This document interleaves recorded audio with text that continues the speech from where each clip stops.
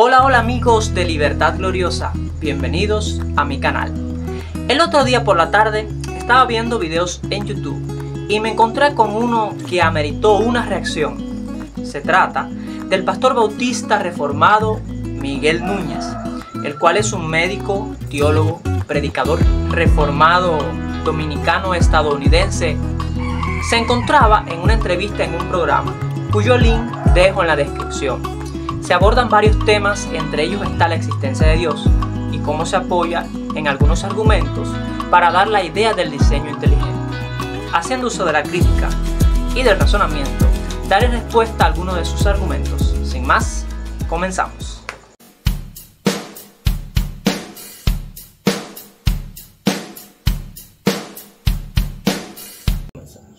En el corazón del hombre, en la conciencia del hombre. Hay algo que le dice el hombre: tú no eres el final, las cosas no comienzan y terminan contigo, el sentido de la eternidad.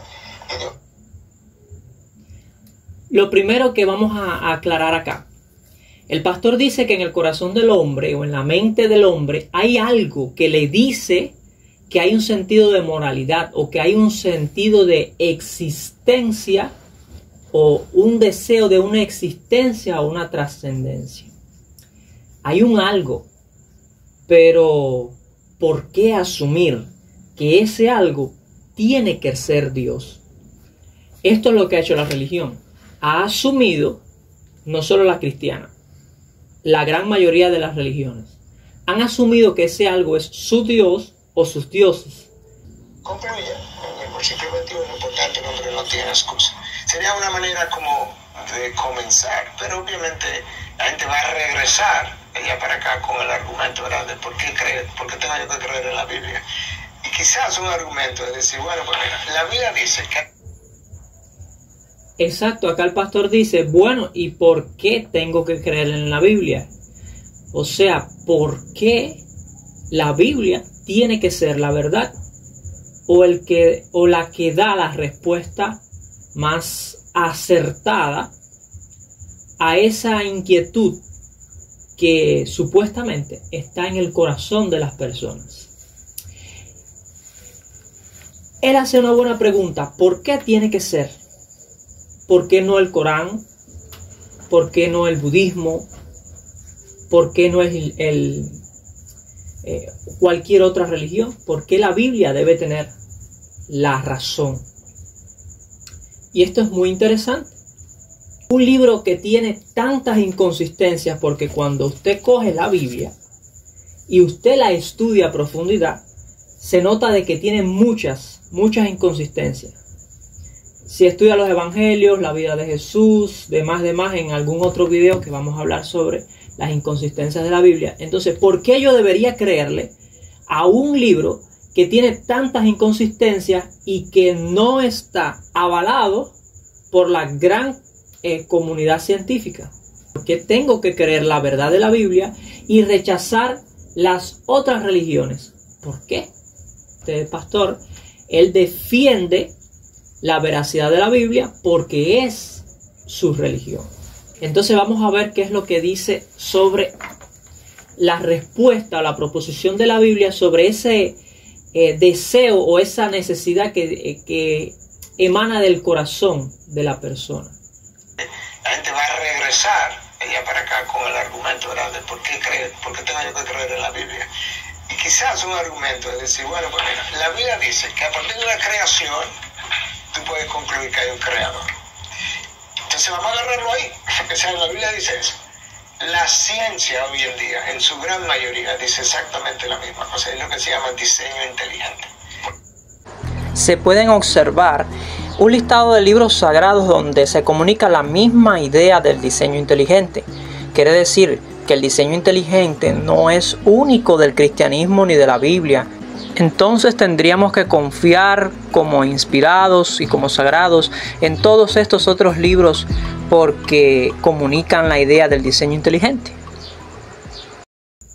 A partir de la creación, dice acá el pastor, se concluye que debe haber un creador. Es decir, por medio de la observación de los objetos. Usted ve una silla y usted dice, bueno, alguien hizo esa silla. Usted ve un libro y usted dice, alguien escribió ese libro, ¿verdad? Alguien lo editó. Es decir, detrás de la obra hay alguien que obra. Pero ahí es cuando yo le pregunto, ¿por qué tiene que ser uno? ¿Por qué tiene que ser un creador? Porque detrás de toda obra puede haber uno o más creadores. Entonces, es inconsistente. El razonamiento apunta a que hay alguien que lo originó, pero el razonamiento no apunta a que ese alguien tiene que haber sido una sola persona. Usted, por ejemplo, ve una mesa y 2 o 3 personas pudieron colaborar a la construcción de esa mesa. Bueno, igual sucede con la tierra, con la creación, con el universo. ¿Por qué hay que concluir que una sola persona o un solo ser o un solo Dios fue el que fabricó, el que construyó o el que creó y produjo toda la gran complejidad? Entonces es inconsistente desde este punto que la lógica apunta a un creador. No, la lógica apunta a uno o más creadores. Es lo que realmente sucede. Algo más, la observación. La observación nos da una idea. Usted está observando un objeto, ¿verdad? Un objeto físico. Entonces, detrás de toda creación física hay un ente físico que lo pudo haber creado o lo pudo haber construido. Usted no encuentra en la naturaleza, por medio de la observación, la creación de cualquier cosa que haya sido hecha por medio de un ente espiritual. Todas las cosas físicas que usted ve son el resultado de un ente físico, no de un ente espiritual. Si usted coge un libro, alguien físico, alguien palpable, fue el que lo originó, no algo espiritual, ¿verdad? No se puede comprobar por medio de la observación que algo espiritual dio origen a lo físico. Entonces aquí es cuando comienza a chocar la lógica con el argumento del doctor y del pastor, ¿verdad? Lo físico da resultado cosas físicas. Eso es lo que la observación nos demuestra, ¿verdad? Entonces, ¿por qué asumir que todo el universo y sus leyes físicas fueron creadas por un ente espiritual? Si todo lo físico viene y está originado por un ente físico. O sea que este argumento que está tratando de usar el pastor queda refutado por medio de este análisis.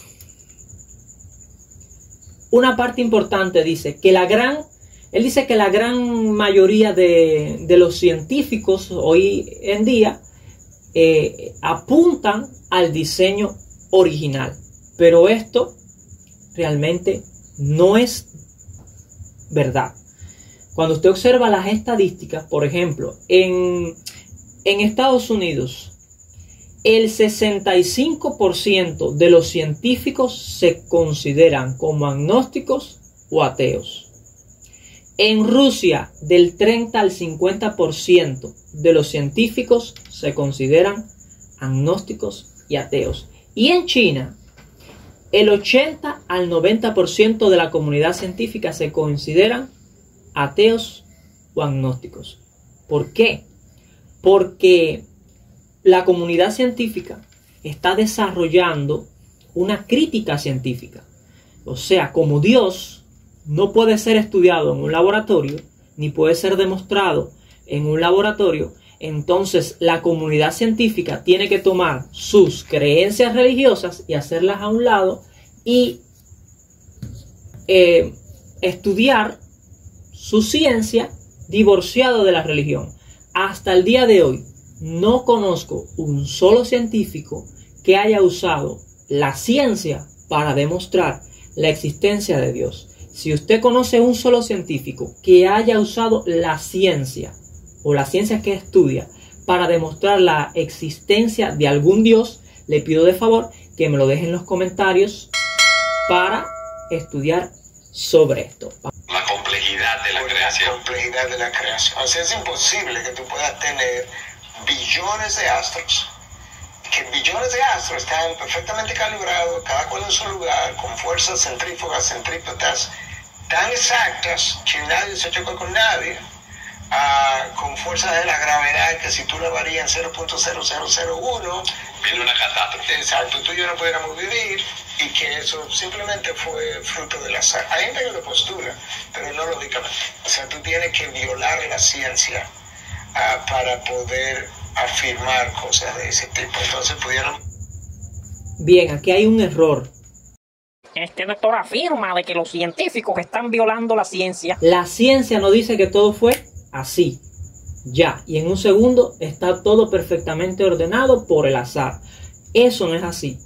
Lo que la ciencia afirma, y el pastor, siendo científico, doctor, debe saber, es que el mundo físico como hoy lo conocemos y el universo como hoy lo conocemos, en un principio no era así.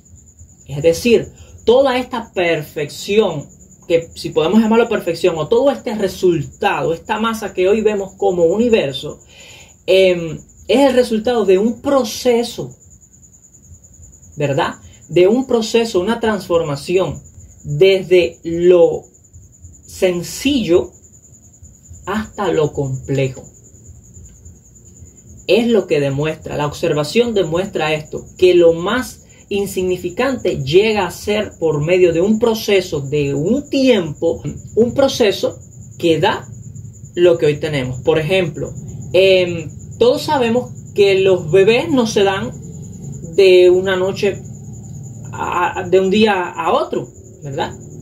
Sino que después de un proceso de 9 meses ya se da el bebé y sale el bebé, ¿verdad? Y aún después de vivo, sigue desarrollando, sigue creciendo y se va formando como un organismo un poco más complejo. Pero al principio, ¿cómo era? Algo sencillo.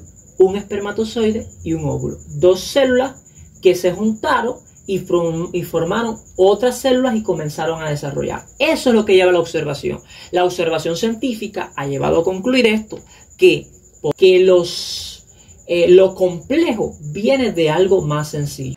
Y así concluimos esta primera parte, dando respuesta a un pastor. Te invito a que te suscribas, que des like y que compartas, que me dejes en los comentarios cuál es tu opinión sobre este tema. Muchas gracias y nos vemos en un próximo video en Libertad Gloriosa.